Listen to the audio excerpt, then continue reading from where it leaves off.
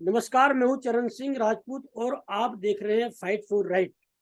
सहारा India और सहारा India के खिलाफ निवेशकों का आंदोलन हम लोग लगातार दिखा रहे हैं और इस मुद्दे पर आज हमसे जुड़े हुए हैं रंगदे बसंती के चेयरमैन इंद्रवर्धन राठौड़।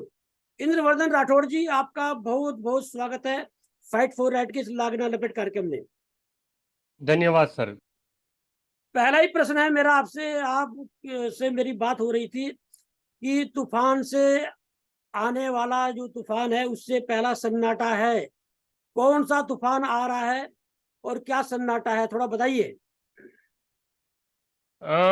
जैसे कि पूरी दुनिया को पता है कि गुजरात के द्वारका, पोरबंदर, जामनगर में बिपोरजोय तूफान आने की संभावना है और 1 या 2 दिन में वो तूफान गुजरात के तट पर आने वाला है और उसके लिए गुजरात सरकार ने पूरी तैयारी कर ली है।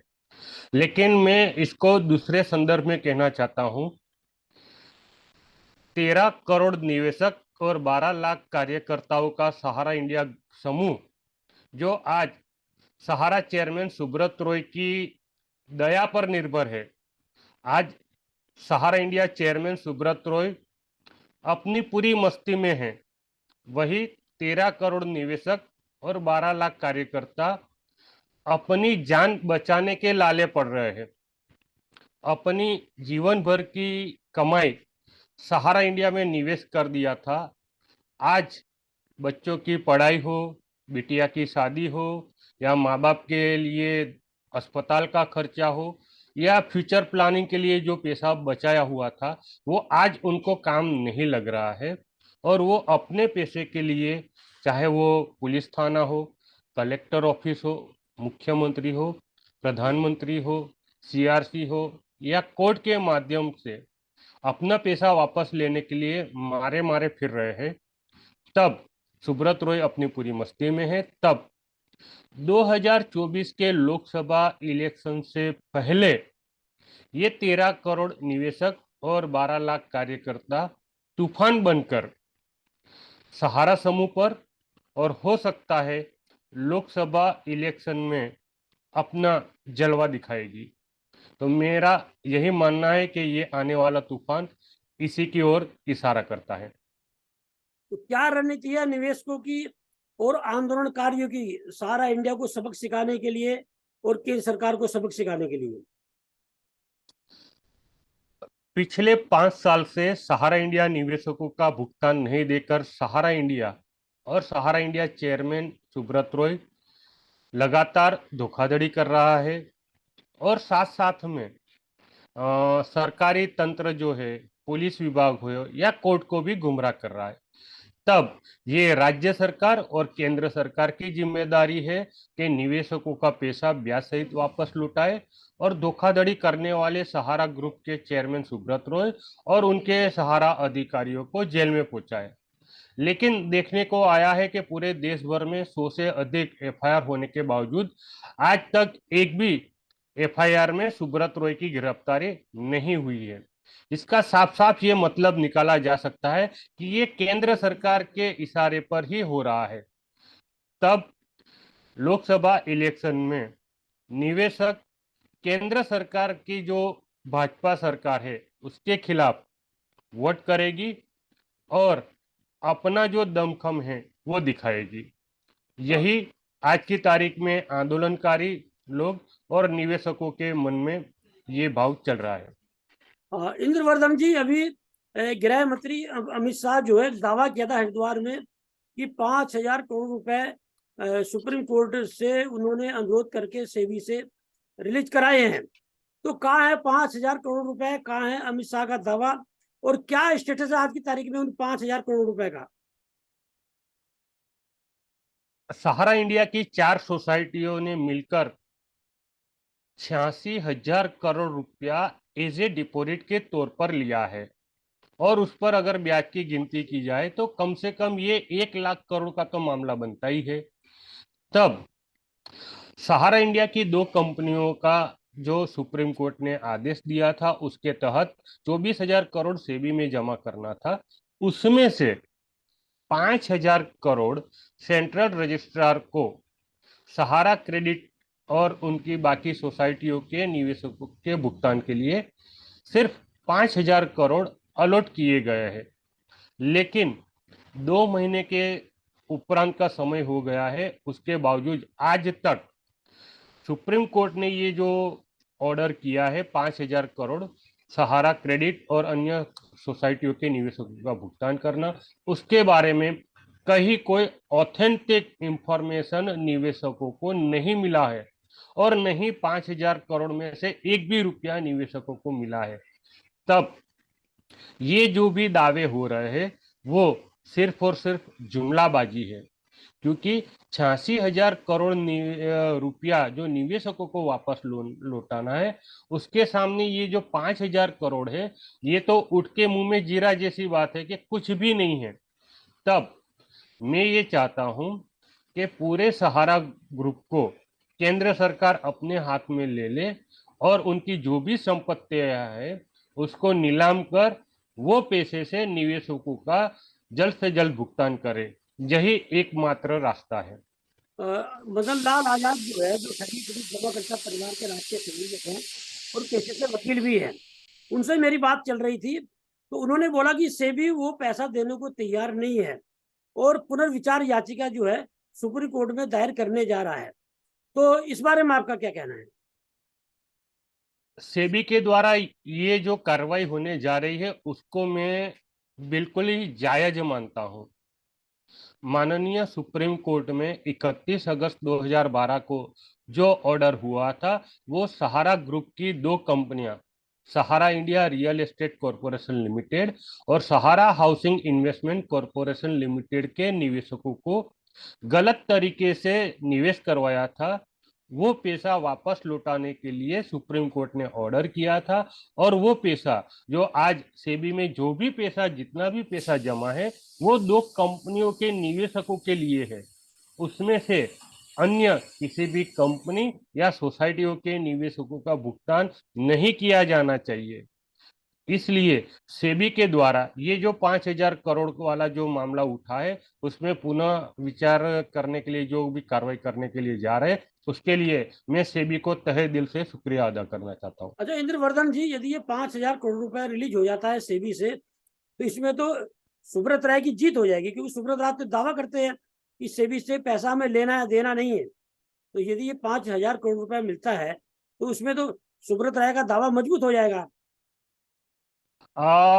अगर ऐसा होता है तो ये सिर्फ और सिर्फ सुब्रत रॉय की जीत ही नहीं कहलाएगी, लेकिन न्याय तंत्र की हार कहलाएगी। क्योंकि 31 अगस्त 2012 को माननीय सुप्रीम कोर्ट ने जो आदेश दिया है उसके खिलाफ ये जो कार्रवाई हो रही है, तो इसके लिए मैं ये मानता हूं कि केंद्र सरकार और सत्ता में बैठे लोग न्याय तंत्र की क्या बोलते हैं कि उसकी मजाक उड़ा रहे हैं और अपनी मन मर्जी से फैसले करवा रहे हैं, ऐसा साफ साफ दिखाई दे रहा है। इंद्रवर्धन जी, आप जो है मैं देख रहा हूँ लगभग 2010 के आसपास से आप संघर्ष कर रहे हैं निवेशकों का, और इस बीच में कई संगठन बने जिसमें आपका रंग दे बसंती है, ये ऑल इंडिया जन आंदोलन संघर्ष न्याय मोर्चा बना, ठगी पीड़ित जमाकर्ता परिवार बना, अखिल भारतीय जन कल्याण मंच बना। तो इन संगठनों में जो ऑल इंडिया संघर्ष न्याय मोर्चा है उसमें आरोप प्रत्यारोप का दौर जो है वो पिछले साल से चल रहा है। जैसे आप लोग जंतर मंतर पर गए थे और उसमें सुना था कि आप लोग भी ऑल इंडिया जन आंदोलन संघर्ष न्याय मोर्चा से जुड़ चुके हैं, आप लोगों ने उसमें बाइकाट किया। आप थे, बीके श्रीवास्तव था, जयप्रकाश दुबे थे। तो और उसके बाद में अनिल सिंह एडवोकेट हैं, उन्होंने बगावत की, नगेंद्र कुशवाहा ने बगावत की, संतोष अग्रवाल ने बगावत की। अभी कल जो एक पत्र वेदेश शुक्ल को भेजा है जो इस्तीफा देकर वहाँ के जो है बिहार के सचिव हैं प्रदेश के, उन्होंने भेजा है। तो ये जो चल रहा है इसमें, तो ये जो बगावत है, आरोप प्रत्यारोप है आपस में, तो क्या ये आंदोलन को कमजोर नहीं कर रहा है क्या? 2010 में सहारा इंडिया के निवेशकों को न्याय दिलाने के लिए और सहारा इंडिया की धोखाधड़ी के खिलाफ कार्रवाई करने के लिए मैंने रंग दे बसंती ग्रुप बनाया था। तब से लेके आज तक मेरी लड़ाई सिर्फ और सिर्फ सहारा इंडिया की धोखाधड़ी के खिलाफ है। इसमें जो कोई भी आदमी या ग्रुप ये लड़ाई लड़ता है उसके साथ मैं हमेशा खड़ा रहता हूँ। पिछले साल अगस्त में जंतर मंतर पर जो आंदोलन हुआ था 3 दिन का, उसमें मैं विदाउट इनविटेशन अपनी मर्जी से अपने खर्चे से वहां पर 3 दिन वहां पर जंतर मंतर पर रहा था। साथ साथ राजस्थान में विजय वर्मा जी जो ग्रुप चला रहे हैं, उनके साथ भी मेरा अच्छा रिलेशन है और उनको समय समय पर मार्गदर्शन देता रहता हूँ। चाहे मध्य प्रदेश की बात हो या दिल्ली में बीके श्रीवास्तव जी है, तो इस तरह से। और उड़ीसा में सुनील दास है, कलकत्ता में अमन श्रीवास्तव जी है, संजीत मोदी जी है। तो इस तरह से हर एक ग्रुप जो सहारा इंडिया की धोखाधड़ी के खिलाफ और निवेशकों को न्याय दिलाने के लिए जो कोई भी अपने तरीके से लड़ाई लड़ता है, मैं उनके साथ हूँ। आपको एक बार फिर याद दिलाना चाहता हूँ कि नीरज शर्मा जी ने पिछले साल लखनऊ में पूरे देश भर के निवेशक और कार्यकर्ताओं को इकट्ठा करके सुब्रत रॉय के खिलाफ जन आंदोलन किया था। वो लखनऊ में जो भी कार्यक्रम हुआ था उसमें मैं फिजिकली वहां पर नहीं गया था, यानी कि मैं लखनऊ में नहीं गया था, लेकिन मैं वडोदरा में बैठे वो पूरे घटनाक्रम को लाइव देख रहा था और पल पल की जानकारी ले रहा था। तब मुझे एक जानकारी ये मिली कि कुछ साथी कार्यकर्ताओं को लखनऊ पुलिस ने नजरकैद कर दिया है।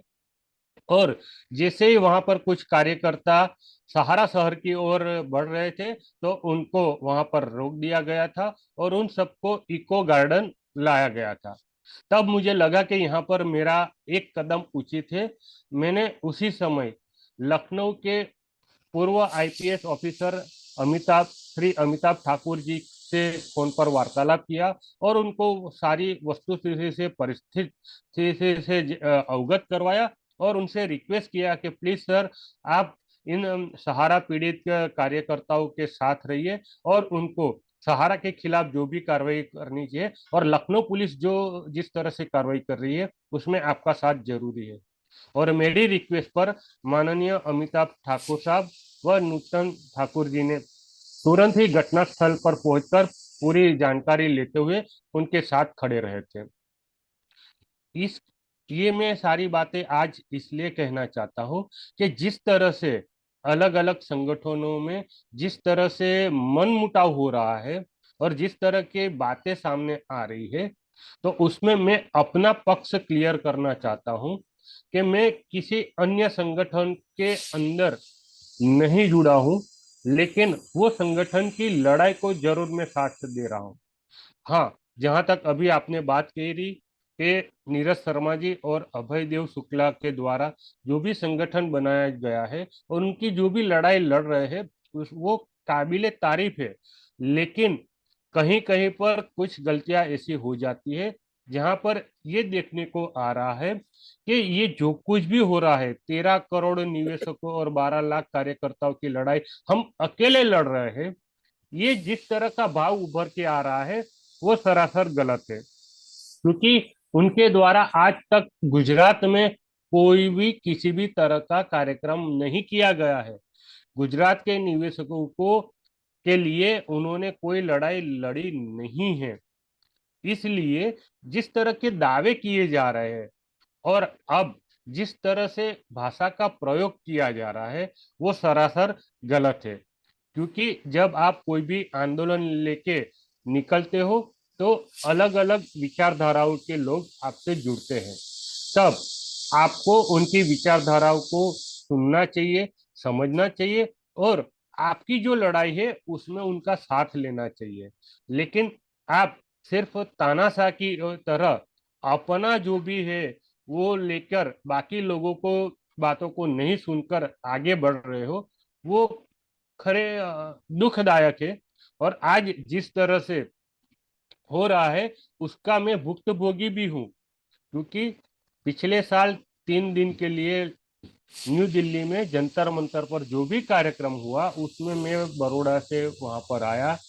वो नीरज शर्मा और अभय देव शुक्ला को पूरी तरह से पता था, लेकिन ये 3 दिन में कभी भी नीरज शर्मा या अभय देव शुक्ला ने आंदोलन के समय के बाद कभी भी मुझसे मिलने की कोशिश नहीं की, न मेरे साथ मुलाकात कर विचारों का आदान प्रदान किया गया, न आंदोलन और आंदोलन के बाद फ्यूचर में क्या रणनीति होगी उसके लिए कोई भी वार्तालाप नहीं किया गया। और न ही जंतर मंतर के आंदोलन के बाद वापस बड़ौदा लौटने के बाद भी कोई किसी भी तरह से टेलीफोनिक वार्तालाप नहीं किया गया। ये मेरे लिए बहुत ही दुखदायक है। इंद्रवर्धन जी, ये तो आरोप प्रत्यारोप की बात हुई। अब आगे आपकी क्या रणनीति है सहारा इंडिया के जो निवेशक है उन्हें भुगतान दिलाने की? मेरा सीधा सीधा एक ही रास्ता है, कानून। भारत का 1950 में बना संविधान ही बेसहारा निवेशकों को न्याय दिला सकता है। किसी भी राजनीतिक पार्टी या कोई भी राज्य सरकार या केंद्र सरकार सहारा इंडिया के निवेशकों को न्याय दिलाने की नीयत नहीं है। वो आज की तारीख में तो साफ दिख रहा है। तब हमें सिर्फ और सिर्फ न्यायालय पर भरोसा है, और हो सके तब आईपीसी की धारा 420, 406, 409 और 120 बी के तहत हो सके उतनी ज्यादा से ज्यादा एफआईआर दर्ज करवाइए, क्योंकि जब आपकी एफआईआर होगी तभी आपका भुगतान संभव होगा। हाँ, ये जरूरी नहीं है कि एफआईआर होने के दूसरे दिन ही आपका भुगतान हो सकता है, क्योंकि ये कानूनी प्रक्रिया है, इसलिए बहुत ही लंबी प्रक्रिया है। लेकिन अगर आप ये लड़ाई लड़ोगे तो निश्चित ही आपका भुगतान मिलेगा। इसलिए मैं हर एक निवेशकर्ताओं को और कार्यकर्ताओं को करबद्ध निवेदन करता हूं कि कृपया कानूनी तौर पर आप लड़ाई लड़िए और अपना भुगतान सुनिश्चित करिए। धन्यवाद। इंद्रवर्धन जी, बहुत बहुत धन्यवाद आपका हमसे बात करने के लिए।